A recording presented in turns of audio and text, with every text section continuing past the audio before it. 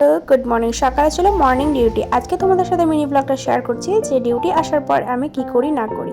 সকালবেলা তো স্নান করে যাই না, ডিউটি থেকে এসে স্নান করি। তাই ভাবলাম শ্যাম্পু করবো, সেই জন্য শ্যাম্পু করে ভালোভাবে একটা লম্বা ঘুম দিয়ে সন্ধ্যাবেলায় উঠে তোমাদের সাথে আবার ব্লগটা শেয়ার করছি। তো এখানে ভালোভাবে ফেস ওয়াশ করে নিয়েছি, মুখটা ক্লিন করে নিয়েছি।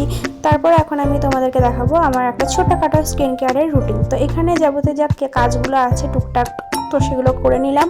করে নেওয়ার পরে এদিকে আমার বোন ঘুমাচ্ছে, তো আমি ওকে বললাম উঠবি না, আমি এখন একটা ছোট্টখাটো ভিডিও করব তোমাদের সাথে, সেই জন্য।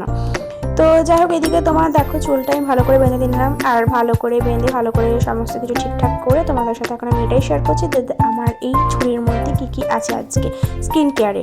তো ফার্স্টে আমি ইউজ করছি রোজ ওয়াটার, যেটা গোলাপ জল। তো হালকা করে গোলাপ জলটা আমি ভালো করে ফেসের মধ্যে নিয়ে নিয়েছি, তারপরে এটা কিছুক্ষণ অ্যাবজর্ব করার জন্য রেখে দিলাম। তারপর আমি এখন ইউজ করব গুড ভাইবসের ডিট্যান উত্তান সিরাম। তো সেটা ভালো করে ইউজ করতে হবে। তারপর 1-2 মিনিট পর আমি ময়শ্চারাইজার ইউজ করব, এটা ভালো করে স্কিনে অ্যাবজর্ব হয়ে যাক। তারপর আমি এখানে ইউজ করব তোমার ময়শ্চারাইজার আমি ইউজ করি ভিটামিন ই ক্যাপসুল দিয়ে, একটুখানি ভিটামিন ই ক্যাপসুল নিই।